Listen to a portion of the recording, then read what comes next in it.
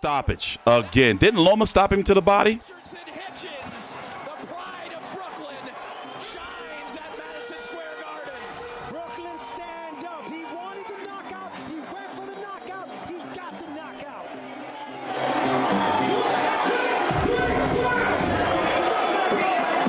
Sergio performances do not get much more dominant than that. A-plus performance. He went for it. He smelled blood. And those beatdowns to the body, softening him up with that jab, the straight right hand.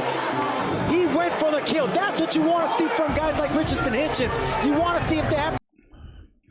8th round stoppage by Richardson Hitchins again on George Kambosos. Body shot, stiff left hook to the body. Kambosos toppled over, didn't make the count. Well, he got up for the count, but then it looked like he looked at the ref and was like, no.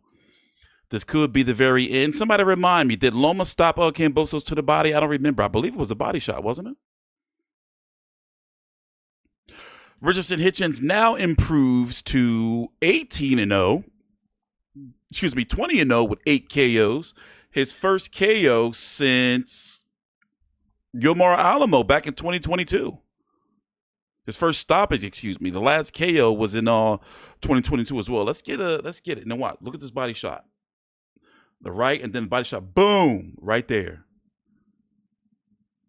Just toppled over. And you see it was a short left hook to the body, kind of like the earlier one that hurt Kambosos. Once again, watch it. It's going to come in. That one.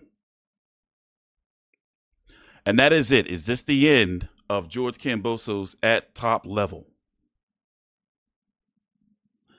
And will Richardson Hitchins go on to fight the winner of Subriel Matias and Alberto Puyo?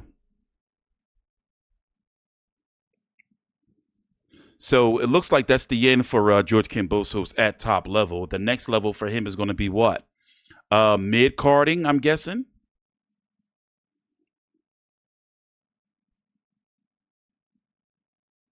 You know, Tafimo Lopez is in the crowd, but do you see Tafimo Lopez fighting him? No. Tafimo Lopez can fight bigger money fights, right? I mean, unfortunately, that's the way boxing works. Tafimo Lopez is just holding on to that WBO 140-pound belt. So the question is, you know what? We'll put it this way.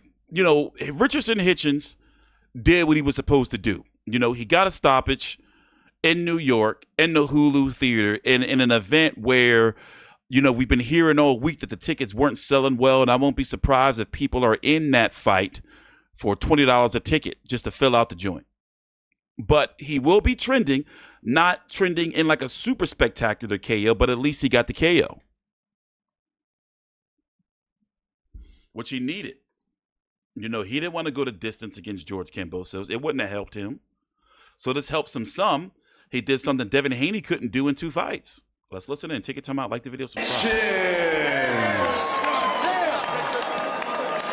So Richardson Hitchins retains his IBF Let's listen to the post-fight interview here at Madison Square Garden. A thoroughly dominant performance from start to finish for Hitchins,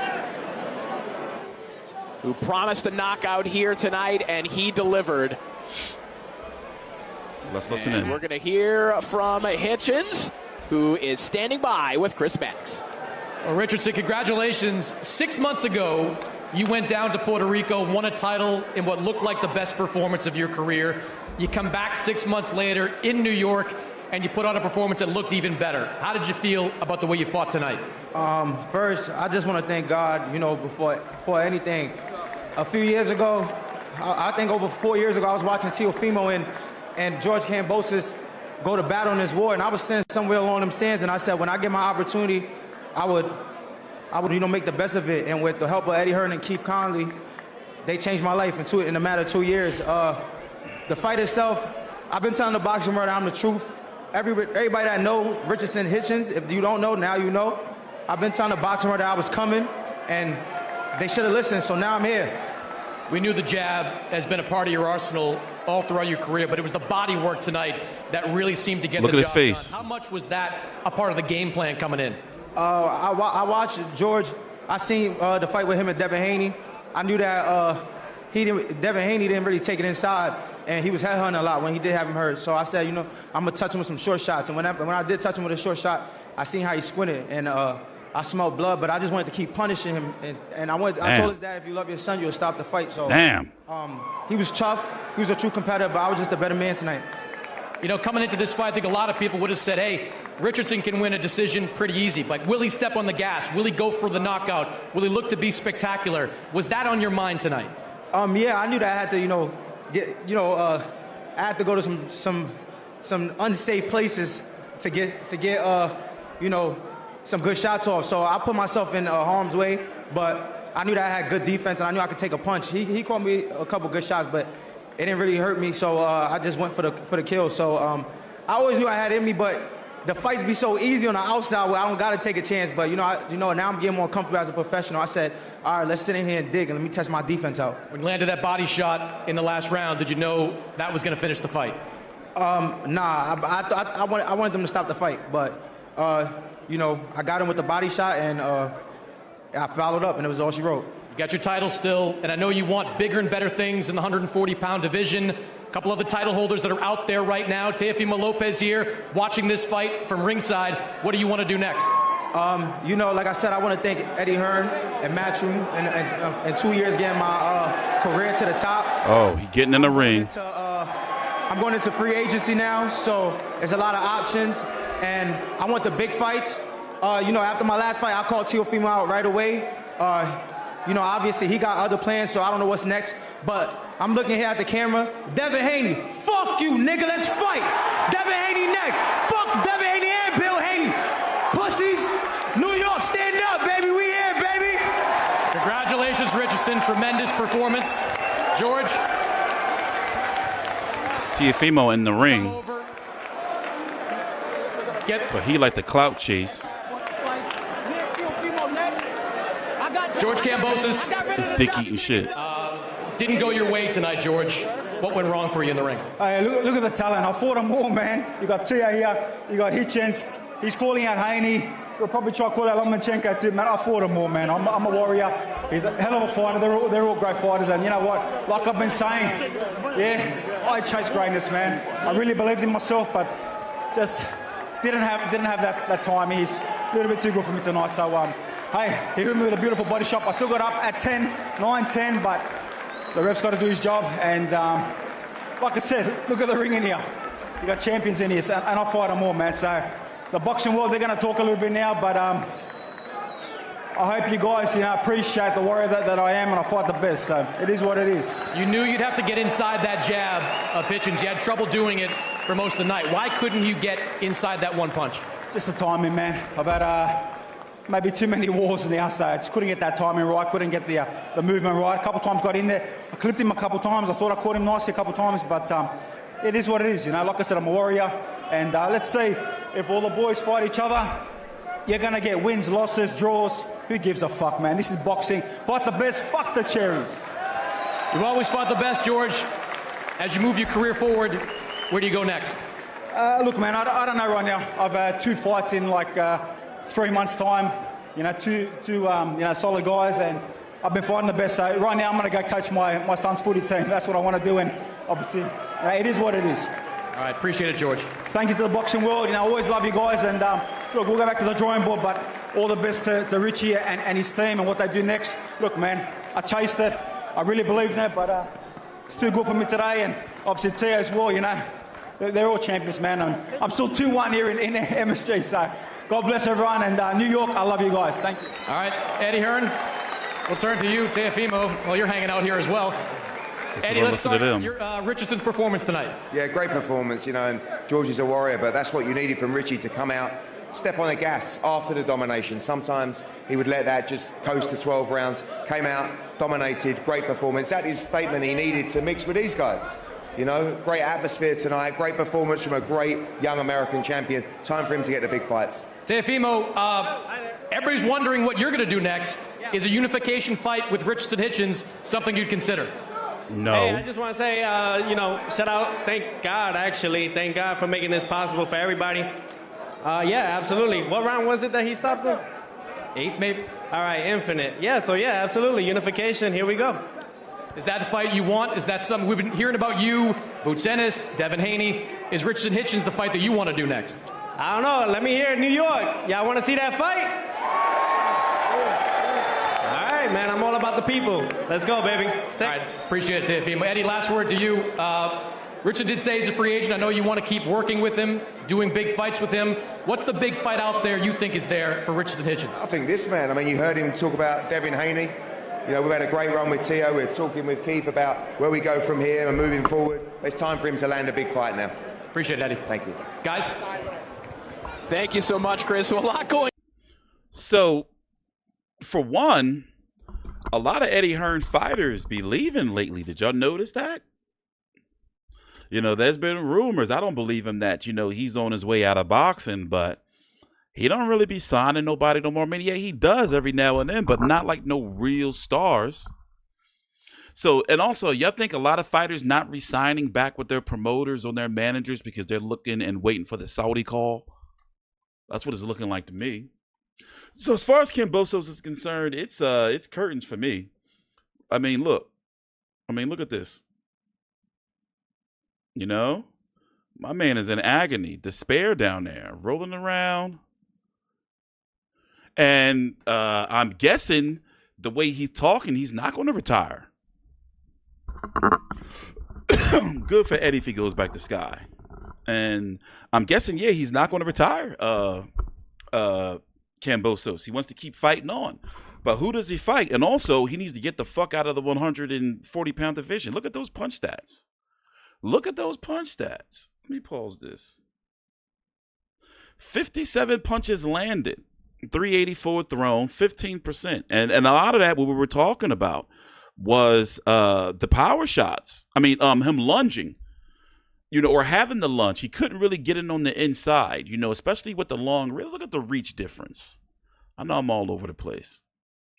74-inch reach to a 68-inch reach. He just could not get on the inside. And then when he stopped going to the body, it was all downhill.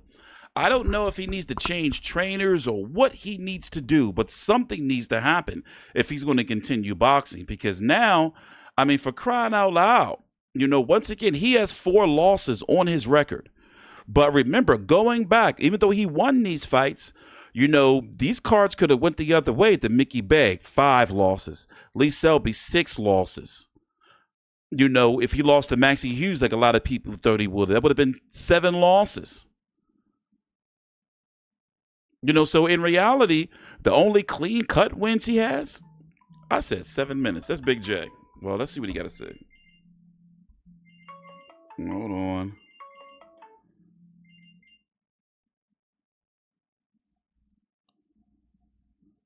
Hold on, Big J. What you think about the fight? Wait, hold on 1 minute. My bad. I gotta get Big J on the line. Hold on 1 minute, guys.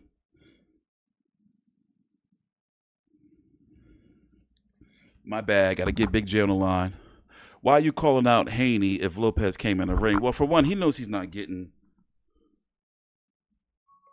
Oh, there he is. Yeah, can you hear me? Yeah, man. All right, so what do you think about the fight? Well, as I said, he's far too small for the 140-pound division. I mean, people are just gonna. I mean, I don't think his punch resistance is not there because just over time. Because Richardson Hitchins is not a big puncher, and he just weared him down over time. Yeah. And now everyone knows that he's got that weak midsection. People are just going to target that. So it's like Jason Rosario. Who was it? Charlo that turned him into a jelly belly? Yep. Was that?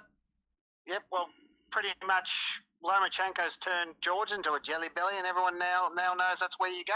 Yeah. You know what I mean? He fought to the end, but where does he go from here? I mean, honestly, you know, well, for one, main eventing, that's over. Yeah, exactly. I mean, he's going to be a gatekeeper for a whole lot. I mean, the phone will still ring. There'll be a lot of young fellas out there who are on the cusp of world title fights who would want to bump off a former champion, just like George did, because he fought Mickey Bay, who was pretty much retired before he fought George. Lee Selby was a blown up, washed up featherweight. So, you know, I mean, George did it himself before he got his title shot, and now he's in the same position that he was. And I think he should just give it away now, while still at the top level and still continuing to fight on, where he's fighting these, you know, these up and coming guys that want to get their title shot, and he'll just be like a gatekeeper. Yeah, he'll be used as food for these young blokes, and I don't think it's a very good idea at all. I think he should walk away now, because what's he got left to prove? That's the question. I mean, well, for one, the first thing he's got to do is get out of the 140-pound division, go back down to 135. But when you look at what's going on down there, Andy Cruz, who fought on the undercard, the fight before this, he's going to be fighting Raymond Muratalla for the IBF championship. Tank Davis is never going to fight George Kambosos. You got Shakur Stevenson, William Zepeda, Isak Cruz is at 140. You got, you know, guys like Tevin Former, Sam Noakes. I mean, maybe he should, you know, let me tell you what I think he's probably going to do. You know, they're probably going to try to get him against the winner of Sam Noakes and Abdullah Mason. And, you know, and try to get Abdullah Mason and Sam Noakes. They're going to be fighting for the vacant WBO title at 135, the one that Keyshawn lost because he missed weight by 4.3 pounds. You know, I mean, I'm trying to look at ways he can try to, you know, because see, it's something about Kambosos to where, as you said, he's going to be a gatekeeper now. You know, so I can see him being a type of like the type of fighter where a fighter will win a championship and say, all right, I got a stay busy fight. I'm gonna fight a former world champion in George Kambosos. But it's like, is he going to do that to himself to be, you know, like, is he going to have the realization that now he's going to be a gatekeeper? You know, because I can't see them putting him in a main event anymore against anybody. Or another thing, do you think that there's still life in that Liam Parrow fight in Australia? You know, Liam Parrow's going to be taking on Jonathan Navarro. What's that, in a couple of weeks? No, that's June 25th. So, yeah, next weekend. All right, next weekend. Yeah. And, no, I don't. I mean, the only reason that fight was going to have any legs because there was going to be a world title involved. Mm-hmm. That's done. That's done now. So I don't think George or Liam will ever get another shot. Liam might, but certainly George won't get another crack at 140 unless Teofimo. The only way George gets another shot at 140 is that Teofimo wants that win back. That's the only way it's going to happen. You think but ain't going to be no money in that, though. You mean, I mean, I get what you're saying. But remember, George is a thorn in Teo's side. He's like it's if Teo's a real competitor, which I don't think he is. I think he's a bloody joke. Right? He'll be like, I don't like the fact that little bastard from Australia beat me. I want that win back. So, because you know, up until a week before the fight, everyone thought that Teo would destroy George. Yeah. So. We did up until about a week before the fight. I still can't believe when I look back at it, I can't believe that Tafimo Lopez, lost to George Kambosos. Well, considering all the circumstances, you know, but a week before, what did we say? He was going to last 6 rounds before Teo knocked him out. Yeah. So something like that. So, that's a thorn in his side. He's going, you know, I lost to this guy that really shouldn't have beat me. So. But, yeah, he's not going to make any money out of it. But then again, you know, who knows? Oh, well, he would. If they were smart, you know, they would bring it to Australia. That would be a big fight. Because it wouldn't make any fight. That is dead. You know, people will look at, you know, Teofimo Lopez, don't get me wrong, that you can kind of try to sell it that, okay, it's going to be Teofimo, you know, trying to avenge his loss, but Kambosos is tainted goods. He's the bent can on the shelf. You know, like it's not there anymore. I think that Kambosos should reconsider. You know, take time to really consider what he wants to do. Go down to 135 and try to make one more run at a title, but it's not going to be easy because he's going to run into fighters like maybe Floyd Schofield, Abdullah Mason. You know, like young fighters. And when I'm looking at the rankings at 135, I don't know how he's going to be able to do it. Well, there's one thing that he said before he goes, maybe I've been in one too many wars. And I'm like, yeah, you know, I think he will retire because I think this will just get too much to him because he'll go, he just had his birthday yesterday. Happy birthday. So what's he now, 32, 33? 32. Let me check. Richardson Hitchins' birthday was the day, and his was yesterday. He's 32. Yeah. So he's 32 now. He's been in, pretty much all of his fights. He never gets an easy win. Well, he's never had an easy win. He's lost 4 now. He's been knocked out twice. Yeah. So it's like, well, how much more do you want to keep getting your head punched in? Like, I mean, and he didn't look good against Jake Wiley or Maxie Hughes. That was telling right there. Exactly. Yeah, exactly. He didn't. He hasn't had a superior win since Tio, and that was 4 years ago. 4 years ago. And since then, he's just been schooled by Devin Haney twice, knocked out by Lomachenko, got a gift decision against Maxie Hughes, and Jake Wiley's like, well, that's a footnote on his career. No one's going to remember that fight. So, yeah, you think maybe, I think it is time for him to give it away because, there's been plenty of boxers around that 32 years of age, and you can't say he hasn't had a good career because resume-wise and fight-wise, he's had the biggest fights in Australian, the biggest fights of the last decade since Jeff Horn. And outside of Tank Davis, he had the biggest fights that you can make at 140 and 135. Well, 135 outside of Ryan Garcia. Exactly. No, he's got Loma, win or loss. He's got Loma, Devin Haney twice. And, Tafimo Lopez and Richardson Hitchins on his resume. Exactly. I mean, he's got a hell of a resume. Yes, he's lost all of them, but he's been at the biggest. He's been at the top level now for 4 years. He's made a truckload of money. Right? Why continue to put your health on the line to get beat up by young fringe contenders who just want to see you as food? So and also, I've said this many, many times. And also, he's made good money. The man's made at least $15 million, give or take. Easy. Yeah. Easy. As I said many times, the hardest thing for any professional to do is know when to quit. And I think for George, you should quit while you're ahead. Quit while you're ahead. Because he's young, he's healthy, he's got, his family to worry about. Pull out now while everything's working fine rather than go another 3 years and then, because how many boxers keep going too long and then they end up punch drunk. Yeah, punch time drunk. to hang him up. So, closing thoughts? Well, we sort of saw it coming. I think George was probably done even before the Lomachenko fight, to be honest with you. But now he's just going to be used as food for these young blokes, and I don't want to see him go down that path. I really think he should give it away, because give it away while you're at the top, right?